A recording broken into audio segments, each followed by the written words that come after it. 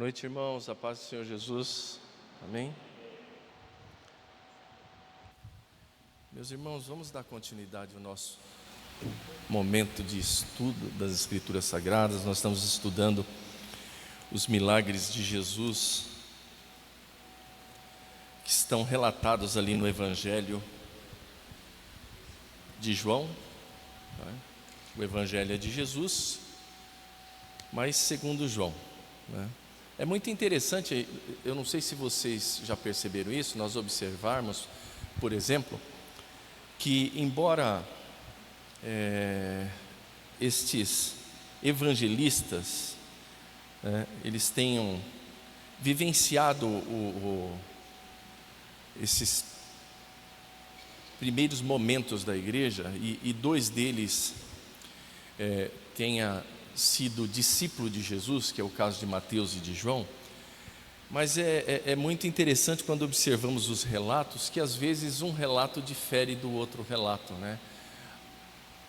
Por exemplo, hoje nós vamos observar isso, não é que um fala uma coisa, outro fala outra, mas é uma história relatada daquilo que ouviram, ou fizeram uma pesquisa, que é o caso do Lucas, que é um historiador, pesquisador, ouviram sobre Jesus, que é o caso de Marcos, que provavelmente, segundo a história nos conta, ele ouviu de Pedro, ele foi um filho na fé de Pedro, e no caso dos outros dois, Mateus e João, eles viveram o ministério de Jesus, juntos com Jesus, o ministério terreno de Jesus. E cada um tem a sua visão daquilo que viu, ouviu e pesquisou. E às vezes a gente vê algumas diferenças, né? Hoje nós vamos estudar o milagre da multiplicação do pão e dos peixes, né? É muito interessante, ele tem algumas particularidades, né, no que diz respeito à sua narrativa, né? Porque este é um dos milagres mais bem documentados em toda a Bíblia. Vocês sabiam disso, irmãos? Por quê? Porque ele está narrado nos 4 evangelhos. Foi documentado por Mateus, lá no capítulo 14, foi documentado por Marcos, no capítulo 6, Lucas também o fez no capítulo 9, e João no capítulo 6, a partir do versículo 1 que nós vamos fazer a leitura. Então, quando eu digo a vocês que cada um deles narrou o milagre de uma perspectiva, né, embora haja uma concordância no que diz respeito à ação de Jesus, ao fato ocorrido, a gente vai observar, por exemplo, talvez eu recorra a um texto ou outro texto do mesmo milagre em Marcos, por exemplo, ou em Mateus, não é? No que diz respeito a esse milagre, a narrativa de João ela é um pouco mais econômica, não é? Ele não dá muitos detalhes, mas é a partir desse texto que nós vamos fazer a nossa reflexão desta noite. Vocês acharam aí? Evangelho de Jesus segundo João, capítulo 6.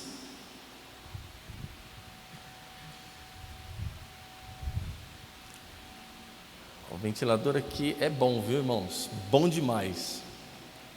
Eu até falei com o pastor Walter aqui, mas se der uma baixadinha aqui, não sei se controla isso aí, controla, né? Senão não vou conseguir aqui, as folhas. Já voltou. Vamos lá.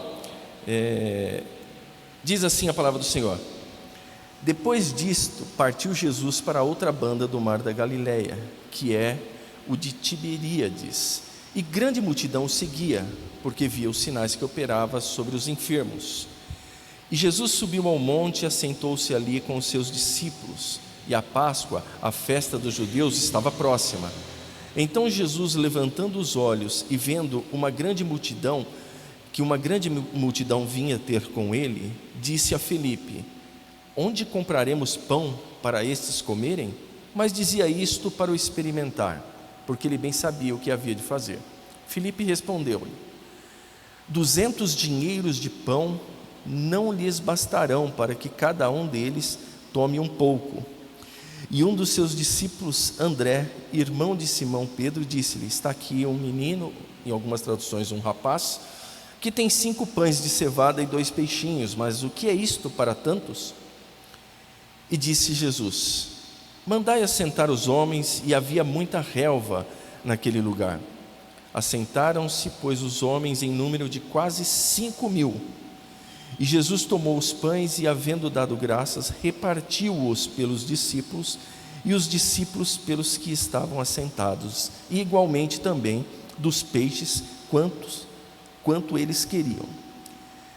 E quando estavam saciados, disse aos seus discípulos: recolhei os pedaços que sobejaram, para que nada se perca.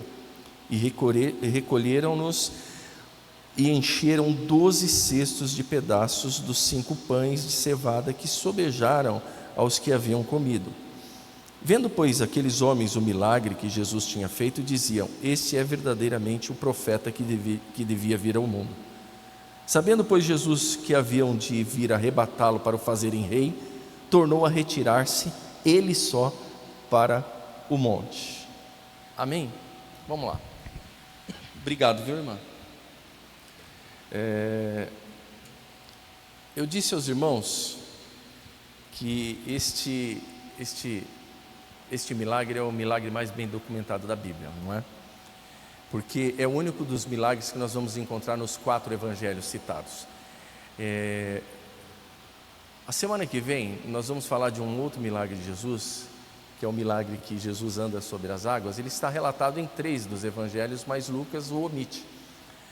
E todos os milagres de Jesus no seu ministério terreno, somente este foi relatado em todos os evangelhos, ou seja, foram narrados, né? Então, o contexto é mais ou menos esse, irmãos, porque Lucas, quando narra esse milagre, ele expõe uma coisa interessante nos versículos que antecedem o milagre, é que Jesus, Lucas capítulo 9, no início do capítulo 9, Jesus ele dá poder aos seus discípulos, não é? E ele os envia a curar enfermos, expulsar demônios, e é dentro desse contexto em que esse milagre vai acontecer. Por quê? Porque depois de os discípulos terem sido enviados por Jesus, eles voltam da sua breve viagem evangelística ali na região da Galileia, e Jesus, é lógico, queria saber o que aconteceu, não é? Depois vocês vão ler Lucas capítulo 9 e vai ficar mais fácil para entender esse contexto. Mas aí Jesus os levou para um lugar mais ermo, ou seja, um lugar mais tranquilo, um lugar um pouco mais longe das multidões, não é? Para quê? É lógico, a fim de passarem um tempo juntos e também, não é, ter um período de descanso e comunhão espiritual, não é? Por quê? Porque Jesus desejava ter esse tempo com os seus discípulos, mas ele não conseguiu. Ele não conseguiu por causa da multidão. Jesus, nessa altura aqui do ministério terreno de Jesus, a sua popularidade já tinha crescido muito. O fato dos milagres que foram citados anteriormente, tanto as curas, as 2 curas e a transformação da água em vinho, isso popularizou demais Jesus, né? E as multidões começaram a segui-lo. O próprio texto aqui no versículo 2 diz que uma grande multidão seguia, porque via os sinais que ele operava sobre os enfermos. Então essa grande multidão fez com que Jesus não concretizasse o desejo de estar um período a sós com os seus discípulos, né? Era inevitável isso, né? Porque depois desses milagres o entusiasmo do povo cresceu de tal maneira, e os outros evangelistas vão citar com um pouquinho mais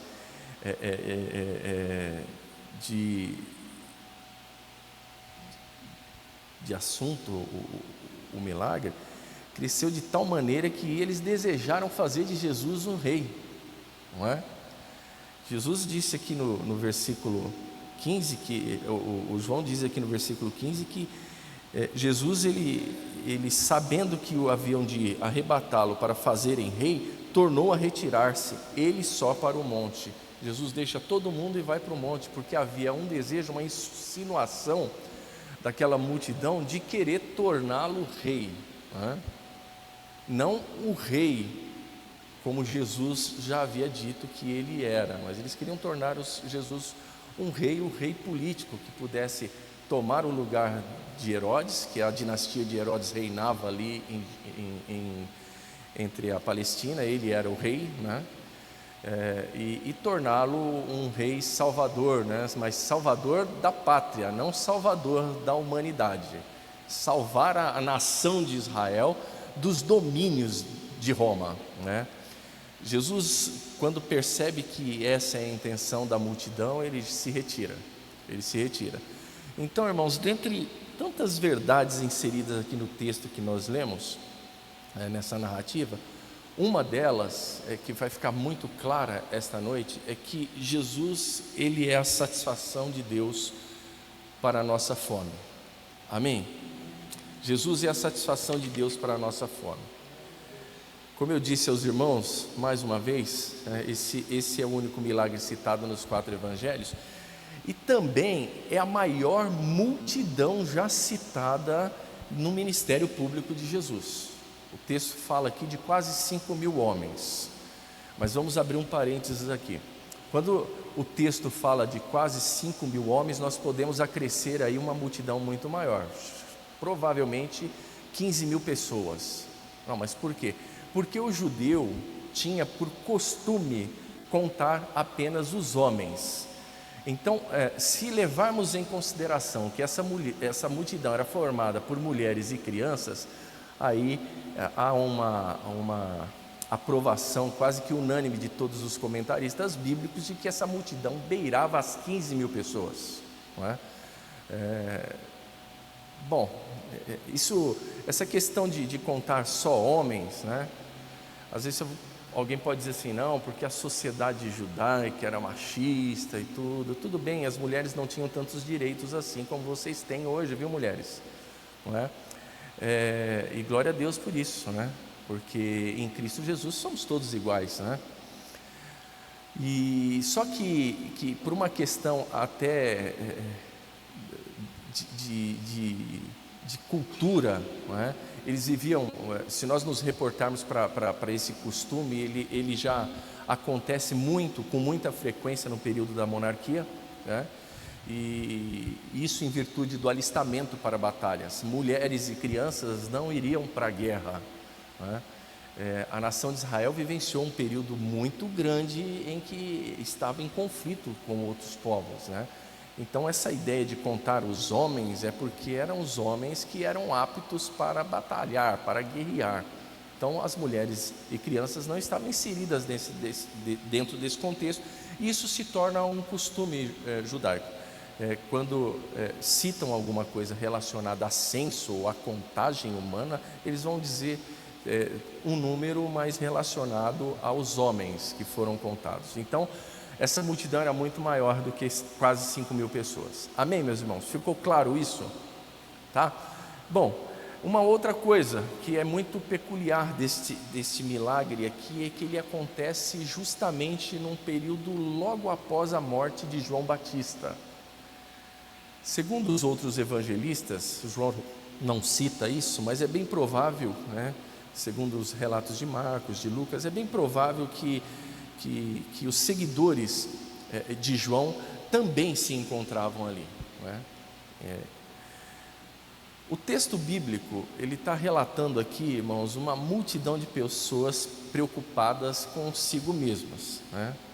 Porque elas desejavam serem alvos dos sinais, mas é muito característico nos textos que falam sobre essa narrativa que essas pessoas não tinham um compromisso direto com Jesus e nenhuma relação de fidelidade à sua palavra, aos seus ensinos, não é? Já depois do milagre que ocorreu lá em Caná da Galileia, o texto bíblico, ainda no capítulo 2 de João, diz que Jesus se afastou um pouco dessas pessoas que o seguiam, porque eles sabiam que as pessoas o seguiam por causa dos sinais que eles estavam realizando. Esse era o tipo de vínculo que essas pessoas queriam com Jesus. E a Bíblia diz lá em João, no capítulo 2, versículos acho que 24 ou 25, diz que Jesus não confiava neles. Jesus não confiava nesse tipo de gente que corre atrás deles só para se beneficiar, né? Isso lá no seu ministério público no primeiro século. Eu sei que parece que, da mesma forma que o nosso Deus é imutável, que Jesus também é imutável, Ele é o mesmo ontem, hoje e o será eternamente, os seres humanos também parecem que mudam um pouco, né, irmãos? Quando nós olhamos aí em mais de 20 séculos que se passaram, desde das narrativas que nós estamos refletindo por esses dias, e quando falamos sobre esse assunto, a gente observa que hoje em dia, no século 21, também muita gente está atrás de Jesus, buscando um benefício próprio, sinais e algo que Jesus possa fazer, mas sem compromisso real e direto, sem um vínculo relacional com Cristo, através da obediência da sua palavra. Amém? Será que é só eu que percebo isso? Acho que não sei. O que vocês acham, irmãos? É isso mesmo? Tem muita gente correndo atrás de Jesus, como essa multidão aqui? Será que Jesus também está fugindo de muita gente aí? Se isolando? Se daí não dá, não confio neles. Bom, o texto fala que eles desejavam ser alvos de sinais e milagres. Isso não tem nenhum problema, viu, irmãos? Eu também desejo ser alvo de milagres e de sinais. A verdade é que a gente chega num processo da nossa vida cristã que também, se não for alvo de milagres e sinais, tudo bem, da mesma forma a gente vai servir a Deus, vai confiar no Senhor Jesus e vai continuar criando esse vínculo relacional através da obediência dos seus mandamentos e da sua palavra, independente do que Ele fizer. Amém? Nós o servimos por aquilo que Ele é, não por aquilo que Ele pode fazer. Ele pode fazer tudo. Ele pode fazer tudo. E também, se não quiser fazer, pode não fazer nada. Mas continuamos servindo ao Senhor. A palavra que, nas melhores traduções, em vez de milagres, elas falam sobre sinais. E há uma diferença, não é? Pequena, mas há uma diferença. Porque a palavra milagre é uma palavra que vem do latim, e a palavra ela quer dizer, ela significa na sua raiz, na sua origem, prodígios ou uma manifestação extraordinária. Isso é um milagre, uma manifestação extraordinária, uma manifestação sobrenatural. E a palavra sinal é uma palavra também que vem do latim, e essa palavra ela significa algo que aponta, indica. Um sinal não é só uma manifestação, ele é algo que aponta ou indica. Neste sentido da frase, o sinal é algo que aponta e indica para o autor da manifestação. Está vendo a diferença aí, irmãos?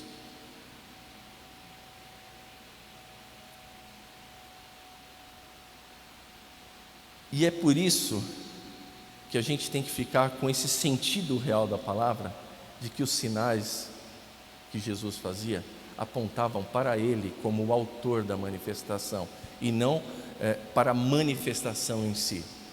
É lógico que é muito bom a manifestação de Deus, quando ela vem seguida de uma cura, de uma conversão genuína, quando ela vem através de um prodígio, de uma manifestação sobrenatural extraordinária. Isso é um fato, né? Mas que nós não fiquemos simplesmente na manifestação extraordinária, que nós avancemos e possamos chegar no autor da manifestação, que é Jesus. Amém? O que nos parece, e esse é um sentido que é muito claro, tanto na narrativa de João quanto dos outros 3 evangelistas, é que essas pessoas parecem que elas estavam ficando ou parando na sua caminhada apenas na manifestação, não é? Parece que nesse processo de maturidade cristã, eles não estavam avançando e chegando no autor da manifestação. E Jesus também observa isso, não é? O texto diz que, no versículo 2 ainda, que grande multidão de enfermos, ou de multidão o seguia, porque viam os milagres que ele havia operado sobre os enfermos, não é? Bom, o evangelista João, ele nos afirma, irmãos, que Jesus, ele olhou ao seu redor, e aí ele vê uma grande multidão se aproximando. Então ele faz uma pergunta para o Filipe, que é um dos seus discípulos, não é? Versículo 5: Então Jesus, levantando os olhos e vendo que uma grande multidão vinha ter com ele, disse a Filipe: Onde compraremos pão para estes comerem? Mateus e Lucas, nessa mesma narrativa, diz que os discípulos, observando que a tarde já estava caindo, né, começando a cair a tarde já, os discípulos, nas outras narrativas, dizem: Senhor, é melhor nós despedirmos essa multidão, porque a gente está num lugar ermo, está longe da cidade, não tem nada para comprar aqui. Eles vão começar a ficar com fome. Eles estão há muito tempo aqui e eles necessitam, né, de comer. E aqui não tem lugar nenhum para a gente comprar nada. Então Jesus, preocupado com essa situação, ele faz uma pergunta aqui para o Filipe, né? E diz assim: Onde compraremos pão para estes comerem? Irmãos, primeiro, Jesus está preocupado com a situação da multidão, né? Isso é claro, o texto deixa claro aqui. Aonde compraremos pão para dar para essas pessoas comer? Isso é bom saber que Jesus, ele se preocupa com a multidão. Amém, meus irmãos? É muito bom saber disso. Sabe por quê? Porque nós também fazemos parte dela. Nós também fazemos parte da multidão. E Jesus está lá preocupado com a multidão. Jesus, ele se compadece da multidão. Marcos, no capítulo 16, no capítulo 6, o versículo 34, quando ele está narrando esse texto, ele usa o verbo compadecer-se, né? E esse verbo, ele expressa no Novo Testamento o grau mais elevado de simpatia por aquele que sofre. Amém? Está vendo os detalhes das Escrituras, os preciosos tesouros que, quando nós examinamos as Escrituras, como Jesus disse lá em João 5,39, nós descobrimos? O que é compadecer-se?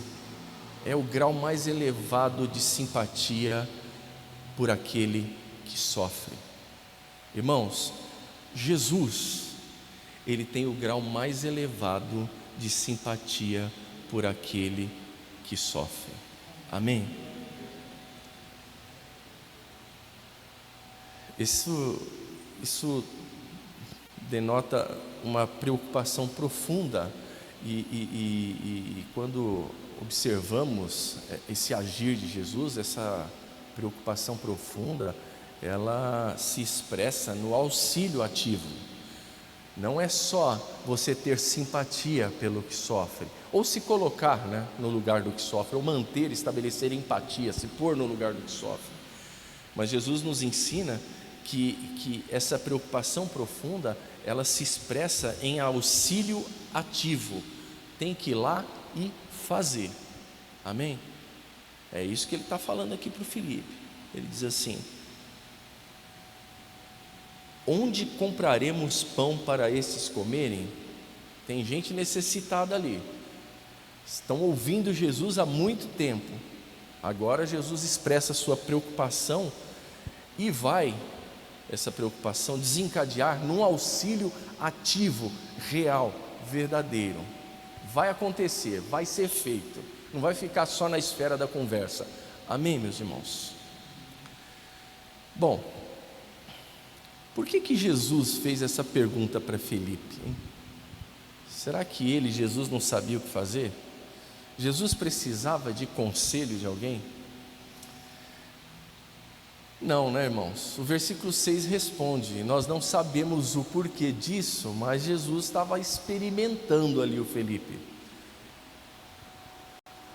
Versículo 6: mas dizia isto para o experimentar, porque ele bem sabia o que havia de fazer.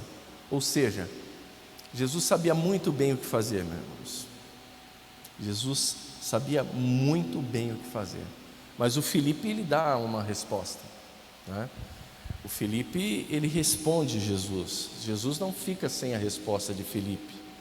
Quando Jesus pergunta para ele no capítulo 5, no versículo 5, no versículo 7 o Felipe responde. E ele diz assim: 200 dinheiros de pão não lhes bastarão para que cada um deles tome um pouco. Talvez alguma outra tradução está dizendo, em vez de dinheiro, o que aí? Denário? Fortuna? Denário? Jota. O dinheiro ou denário, que seja, o denário era o pagamento de um dia de trabalho, né? Então todo aquele que no Império Romano trabalhasse ali, devotasse um dia de trabalho, um dia seu de trabalho, ele recebia como pagamento um denário, né?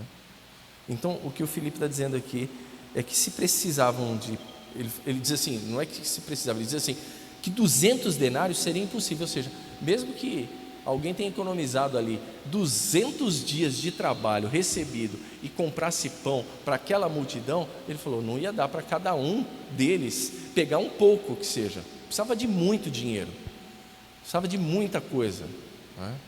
Na realidade, dentro daquele contexto, o pessoal sem dinheiro, sem local para comprar, longe de tudo,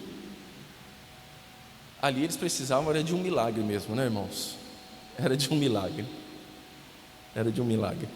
Bom, é lógico que o Filipe, quando ele responde, ele responde com muita eficiência. Nós temos que concordar que o Filipe, ele fez cálculos com muita eficiência. Ele observou a multidão, fez as contas ali, mas nem um absurdo de dinheiro. Se nós tivéssemos, isso não seria o bastante para que alguém pudesse pegar um pedacinho de pão, para cada um pegar um pedacinho de pão. Sua resposta, ela foi boa, né? No sentido de ser objetiva e correta, mas faltou para o Felipe, ele só não deu a melhor resposta porque ele esqueceu de incluir o fator Jesus nos seus cálculos. Amém, meus irmãos? Meus irmãos, não é diferente nos nossos dias. O nosso maior problema não é a situação adversa que às vezes nos sobrevém. Sabiam disso? Não é o nosso maior problema, seja ela qual for. O nosso maior problema é esse problema que o Filipe teve aqui. O nosso maior problema é não incluir Jesus nos nossos cálculos. Amém? Porque a gente inclui tudo nos nossos cálculos. A gente vê, se eu vou sair de férias, vou pegar tanto, tem abono disso, no 13º vai dar, tem fulano que pode me arrumar esse dinheiro, depois eu pago quando eu receber aqui, tem isso. A gente faz cálculo de todas as formas para as diversas situações que nos sobrevêm. E a gente, servos, discípulos do Senhor, como Filipe, nós esquecemos de incluir Jesus nos nossos cálculos. E aí, irmãos, aí fica difícil, né?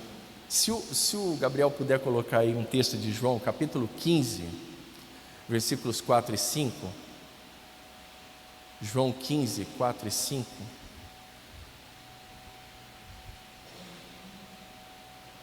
Está projetado aí para vocês, né? Então diz assim: está em mim e eu em vós. Como a vara de si mesmo não pode dar fruto se não estiver na videira, assim também vós, se não estiverdes em mim.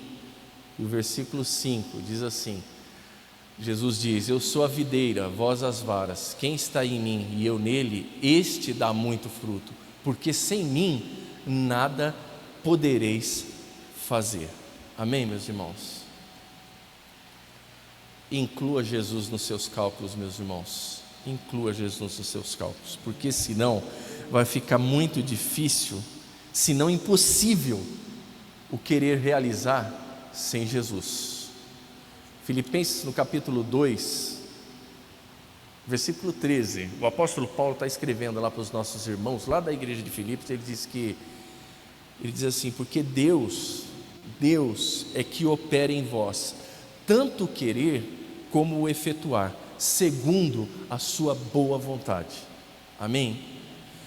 Irmãos, se tem uma coisa que nós, servos do Deus Altíssimo, não podemos deixar de ter, é dependência dele, Deus. Amém, meus irmãos? Enquanto o Filipe, ele dá a questão aqui uma resposta que encerra qualquer possibilidade de uma perspectiva futura. Olha o 7 de novo aí: 200 dinheiros de pão não lhes bastarão para que cada um deles tome um pouco. Acabou todas as perspectivas futuras, é isso aí, ponto final. Mas ao texto da narrativa acrescenta agora uma nova personagem, o André. Sabe quem é esse André, irmãos? Quem é o André? Irmão de Pedro, Marcelo, isso aí. O André, o irmão de Pedro. Olha o que ele diz aqui: e um dos seus discípulos, André, irmão de Simão Pedro, disse-lhe, versículo 9: está aqui um rapaz que tem 5 pães de cevada e 2 peixinhos, mas o que é isto para tantos? O André abre uma possibilidade aí, né? Nós não podemos dizer que ele está muito crente, né? Mas ele abre uma possibilidade, ele faz um cálculo diferente aí, ele abre espaço aqui para uma nova perspectiva, né? Então, nos versículos 8 e 9 aqui, nós podemos observar e aprender também aqui que o André, ele abre uma perspectiva aí diferente da situação. Olha, né, alguém poderia dizer, né, eu sinceramente, irmãos, eu ficaria caladinho e quietinho, porque, olha uma coisa, 15 mil pessoas, você vem com essa conversa que tem alguém com 3 pães e 2 peixes, é para passar vergonha no meio dos outros, né? Você, o que esse cara está falando? Fica quietinho no seu canto. 3 pães, 2 peixes. 3 pães, Marcelo, em casa não dá para nada, é eu arroz só. A Letícia quase nunca toma café em casa, né? Porque ela sai mais cedo. Os peixes iam sobrar, porque eu não gosto de peixe e ficava para quem quisesse, né? Mas é muita pouca coisa para 15 mil pessoas. Por isso eu digo a vocês, eu ficaria quietinho, eu não dava uma dessa. Vamos ver o que vai acontecer. Mas o André, o que tem é isso, Senhor.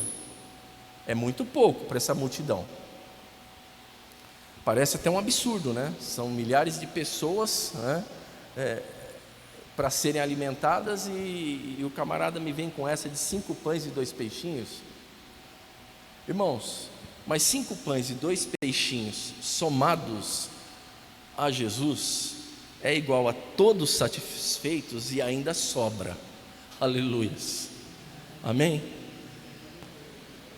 Está vendo que a matemática muda aqui quando Jesus está incluído no negócio? Jesus contradiz a própria matemática, irmãos. Sabe por quê?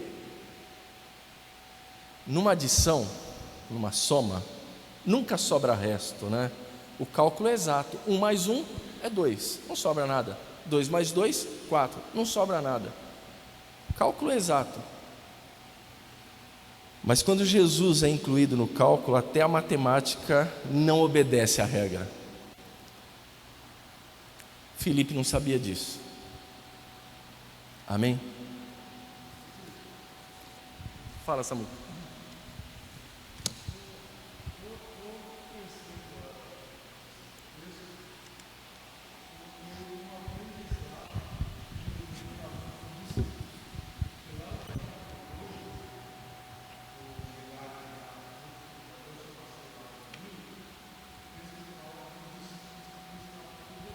Sim,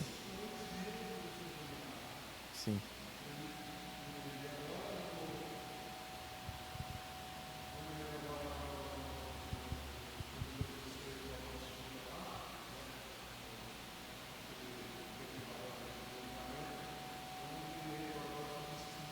Marcos 8. Sim.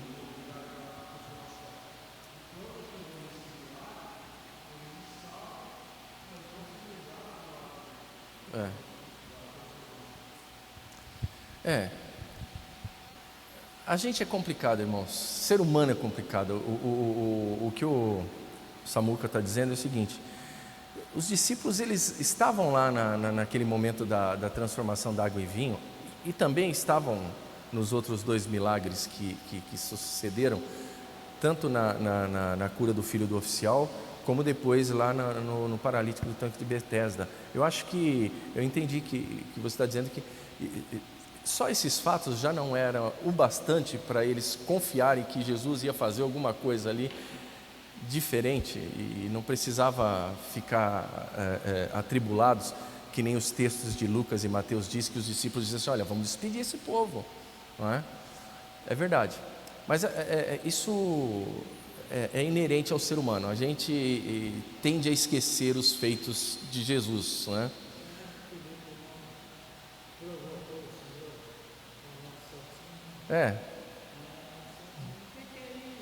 O André, né? O que é isso, né? Ele ainda põe aí alguma coisa, né? Agora, o Felipe teve uma perspectiva muito negativa, muito racional, né? Mas lembre-se, irmãos, lembre-se, nossa satisfação está não está na provisão, mas no provedor. Amém, meus irmãos? Acho que isso é o grande sinal dos milagres de Jesus. A nossa satisfação como servos de Deus sempre estará no provedor e não na provisão. Amém? Bom, e aí vai lá, o Senhor usa a merenda de um menino para operar um grande milagre, não é?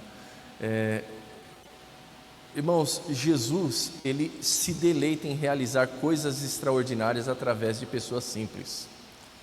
Vocês lembram, o Samuel já citou aqui, João 2, lá, a transformação da água em vinho, que aqueles que participaram, os servos da casa que participaram, tiveram uma participação ativa, né, na obediência àquilo que Jesus disse, e eles foram os primeiros a verem o bom vinho, né, coisa que o mestre Sala, que era o organizador, o encarregado da festa, não viu. E agora, da mesma forma, esse rapaz, né, alguns textos dizem rapaz, menino, ele também, uma pessoa simples, ele é usado, de certa forma, a sua vida é usada para que o Senhor opere um outro grande milagre. Isso mostra que Jesus, ele realiza coisas extraordinárias através de pessoas simples. Amém, irmãos? Amém? Vocês não ficam contentes com isso? Isso me alegra muito, porque somos pessoas simples e possivelmente o Senhor pode nos usar como canais de bênção para outros. Isso é extraordinário, irmãos. Sabe de uma coisa, viu, meus irmãos? Você pode se sentir grande demais para ser usado por Deus, mas nunca será tão pequeno que Ele não possa usá-lo. Amém? Amém? Irmãos, o texto aqui deixa claro que não há fome que não possa ser saciada por Jesus. A importância deste milagre não está no fato de quase 15 mil pessoas serem alimentadas, mas em que por meio deste milagre, nós aprendemos que Jesus, ele pode satisfazer a fome espiritual que há em nós. Ele é a nossa satisfação. Isso vai ficar muito claro quando nós continuarmos lendo o texto e Jesus logo em seguida depois desse episódio, ele vai ter o episódio que ele vai andar sobre o mar e ele vai voltar a falar sobre essa questão da comida, do pão, daquilo que ele havia feito um pouco antes, e ele vai falar que ele é o pão da vida, né? Ele de fato é aquele que vai saciar a nossa fome espiritual. Aí está a grande mensagem deste milagre, né? Saber que nós podemos ir além do milagre e chegar em Jesus, não é? Muitas daquelas pessoas que ali estavam seguindo a Jesus, correndo por causa dos sinais, como o próprio texto diz, elas não puderam aprender essa lição. Elas estavam mais focadas naquilo que Jesus podia fazer do que naquilo que ele queria de fato ensinar, né? E Jesus queria ensinar valores eternos, né? Toda ação de Jesus, irmãos, tem um ensinamento de valor eterno. Toda ação de Jesus. Esses 7 milagres que nós estamos vendo aqui no Evangelho segundo João, todos eles têm um ensinamento de valor eterno, não é? Não é só a questão do pão que perece, né? Jesus quer ir além. Olha aí os versículos 25 a 30 ainda do capítulo 6. Olha o que o Senhor vai dizer aqui. Capítulo 6, versículos 25 ao 30. Diz assim a palavra do Senhor: E achando-o da outra banda do mar, disseram: Rabi, quando chegaste aqui? Jesus respondeu-lhes e disse: na verdade vos digo que me buscais não pelos sinais que vistes, mas porque comestes do pão e vos saciastes. Ele está falando desse episódio aqui, tá? Trabalhai não pela comida que perece, mas pela comida que permanece para a vida eterna, a qual o Filho do homem vos dará, porque a este o Pai Deus o selou. Disseram-lhe, pois: que faremos para executarmos as obras de Deus? E Jesus respondeu e disse-lhes: a obra de Deus é esta, que creais naquele que ele enviou.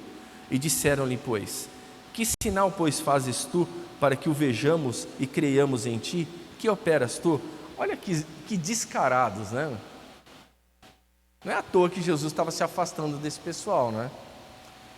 Jesus diz para eles assim: vocês estão aqui, vocês estão atrás de mim, é porque vocês não é nem a questão dos sinais, é a questão que vocês se saciaram, né? Vocês comeram, vocês foram beneficiados fisicamente com o meu milagre, não é?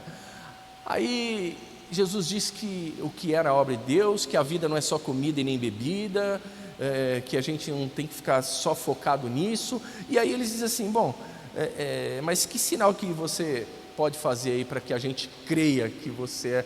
Quer dizer, faz mais alguma coisa e beneficia a gente mais um pouco aí. Os seres humanos, né, irmãos?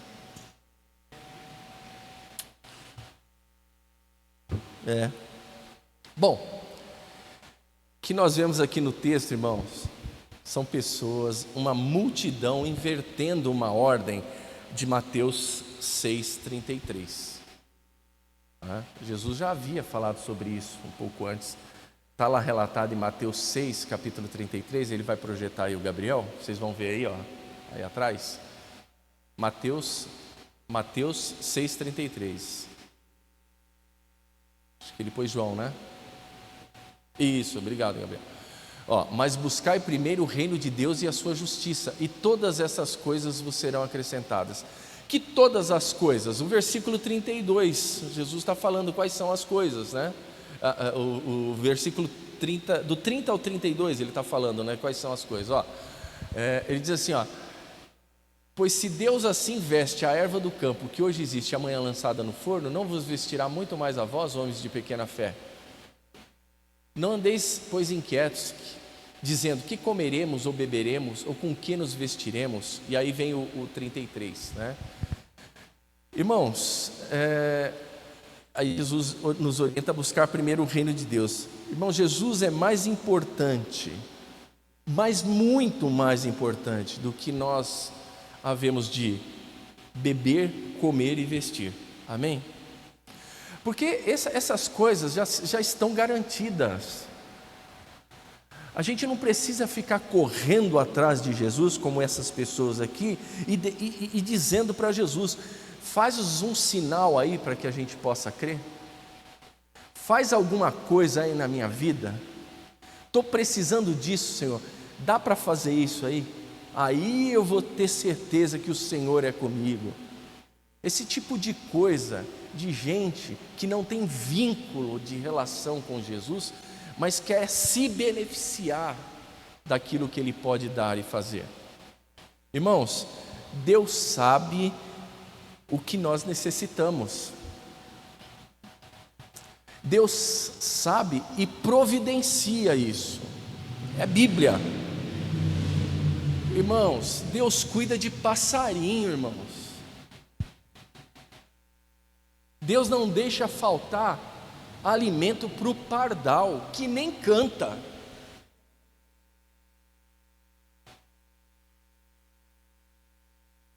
Para o pombo, que serve para muito pouca coisa, é uma proliferação, é uma praga urbana.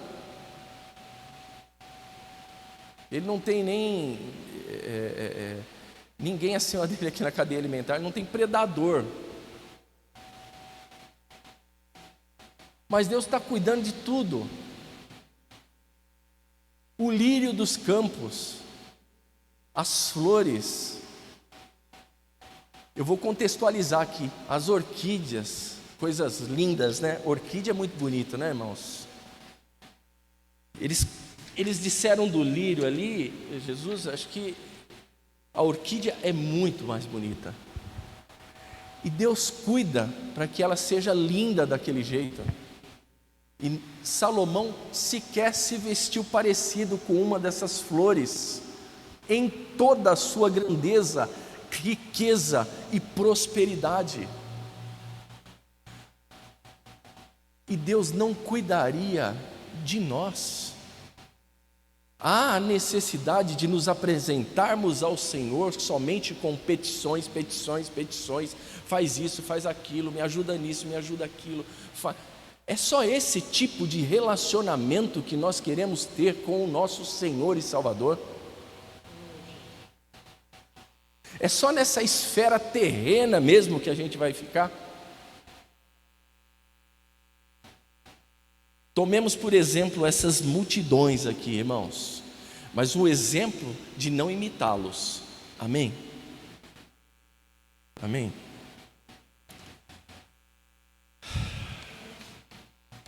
Irmãos,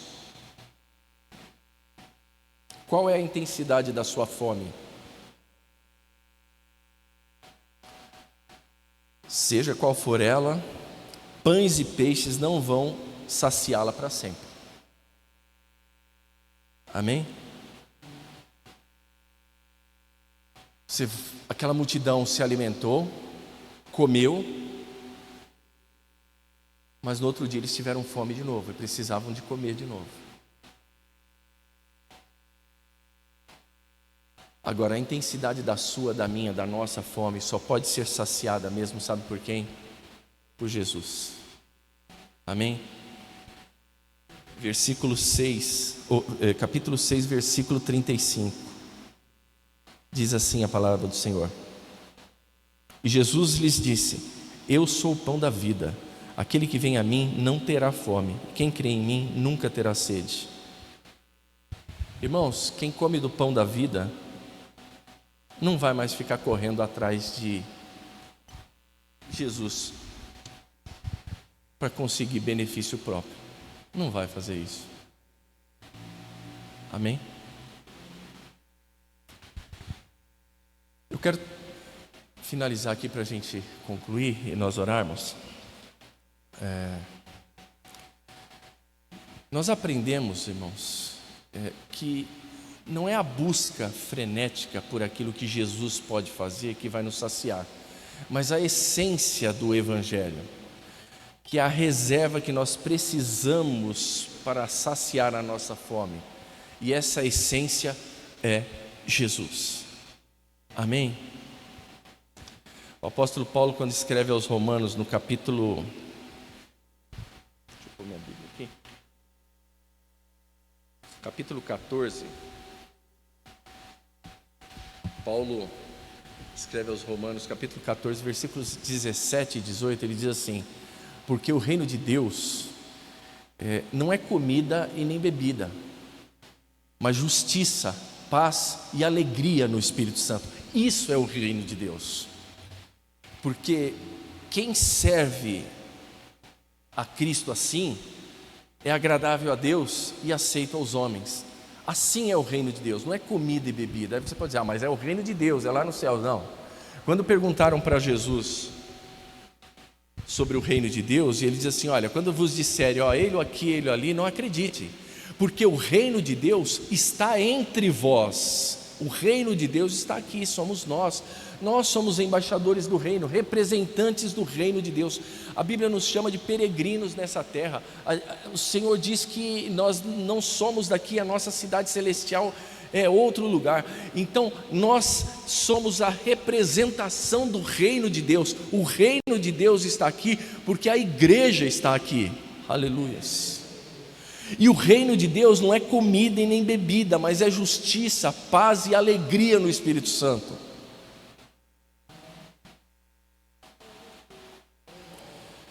Meus irmãos, aquele que come peixe e pão voltará a ter fome, mas quem come o pão da vida não necessitará de outro alimento. João 6, para finalizar, versículo 51.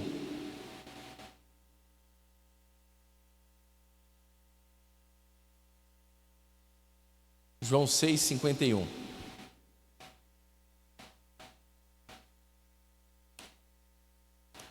Eu sou o pão vivo que desceu do céu. Se alguém comer desse pão, viverá para sempre. E o pão que eu der é a minha carne, e eu a darei pela vida do mundo. Amém, meus irmãos? Quem comer de Jesus não precisa de mais nada. Mais nada. Quem comer do pão vivo que desceu do céu não vai precisar mais de nada. Não se esqueça. Não se esqueça, a dificuldade, irmãos, ela pode ser muito, mas muito grande. Mas quando nós incluímos Jesus nos cálculos, vai haver providência no final. Amém? Portanto, creia em milagres. Creia, mas confie em Jesus. Amém? Vamos orar? Você que quiser dobrar o seu joelho aí no seu cantinho, fica à vontade. Se quiser ficar sentadinho aí, nós vamos orar, vamos agradecer a Deus pela sua palavra, vamos agradecer a Deus por aquilo que Ele é, e agradecer ao Senhor pela sua imensa gratidão, Ele ainda ter derramado bênçãos sem medida sobre as nossas vidas. Eu quero nessa oração também, meus irmãos, estar orando pelo sogro do Marcos, que não está muito...